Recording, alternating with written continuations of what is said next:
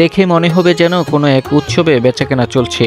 তবে এই চিত্র নরসিংদী গোরাশালের ফুটপাতের সাপ্তাহিক একটি হাটের, যেখানে কম দামে বিক্রি হয় জামাকাপড় সহ গৃহস্থালির বিভিন্ন জিনিসপত্র। গোরাশাল বাজারে সড়কের দুই পাশে বসা এই হাটটি এখন এই অঞ্চলের নিম্ন ও মধ্যবিত্ত মানুষের কেনাকাটার অন্যতম মাধ্যম। প্রায় ২০ বছর ধরে চলা এই হাটটিতে কম দামে বিক্রি হচ্ছে জামাকাপড় সহ বিভিন্ন নিত্যপণ্য। বিশেষ করে বাড়ির বউরা এই হাটটি থেকে কেনাকাটা করে বিদায় হাটটির নামকরণ করা হয় বউবাজার।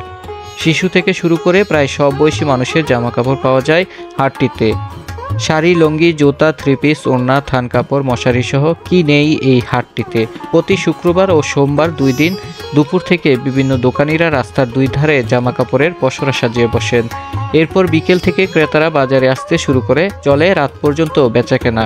আশেপাশের গ্রামগুলোর পাশাপাশি গোরাশালের সাপ্তাহিক এই হাটটিতে কেনাকাটা করতে ছুটে আসে দূর দূরান্ত থেকে অনেক ক্রেতারাও। কেউ আসে কিনতে, কেউ বা আসে ঘুরতে।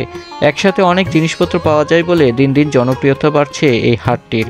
ক্রেতারা ঢাকা, নারায়ণগঞ্জ, বাবুরহাট সহ বিভিন্ন পাইকারি আড়ত থেকে কাপড় কিনে এনে এই হাটটিতে বিক্রির জন্য নিয়ে আসে। ক্রেতাদের আকর্ষণ বাড়াতে অল্প লাভে তা বিক্রি করে থাকেন। কম দামে বিক্রি হলেও কাপড়ের গুণগত মান ভালো রাখার চেষ্টা করে দোকানিরা। সাপ্তাহিক এই হাটটিতে ক্রেতা বিক্রেতাদের নির্বিঘ্নে কেনাকাটার জন্য সার্বক্ষণিক নিরাপত্তার ব্যবস্থা রেখেছে বাজার কমিটি।